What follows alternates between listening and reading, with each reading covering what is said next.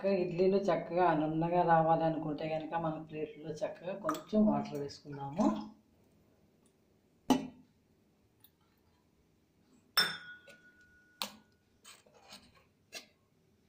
ఇడ్లీ పెట్టేస్తే మనకి ఉడికిపోయిన తర్వాత నీట్గా వచ్చేస్తుంది ఇడ్లీ. అలాగే కొంచెం ఆయిల్ కూడా వేసుకోవచ్చు. ఆయిల్ వేసుకుంటే ఇంకా నీట్గా వస్తుంది.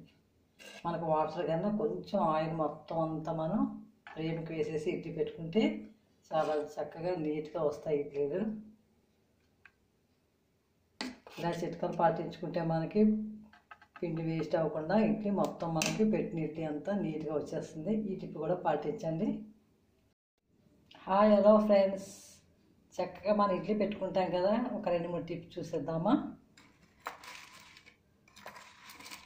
మనం గ్రైండర్ పెట్టుకుంటే ఇడ్లీలు మెత్తగా వస్తాయి. అలాగే కొంతమంది ఇంట్లో మిక్సీ చేసుకుంటాం కదా, అలాంటప్పుడు సాల్ట్ వేసేసేయాలి. ముందే చక్కగా స్వీట్గా బీట్ చేసుకోవాలి.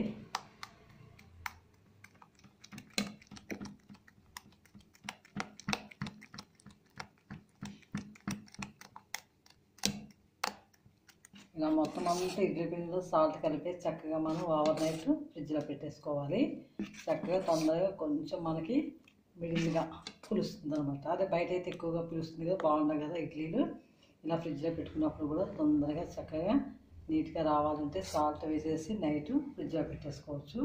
లేదు అనుకుంటే 3-4 అవర్స్ తర్వాత ఇలా కూడా పెట్టుకోవచ్చు ఇడ్లీలు. ఈ టిప్ పాటించండి. నెక్స్ట్, ఇడ్లీ పిండి ఇంకా ఎక్కువగా పులవకుండా ఉండాలి సమ్మర్లో అనుకుంటే కనుక మనం చక్కగా ఎండుమిర్చి వేసేసి క్యాప్ పెట్టేయాలి. పిండి ఎక్కువగా పులవకుండా ఉంటుంది.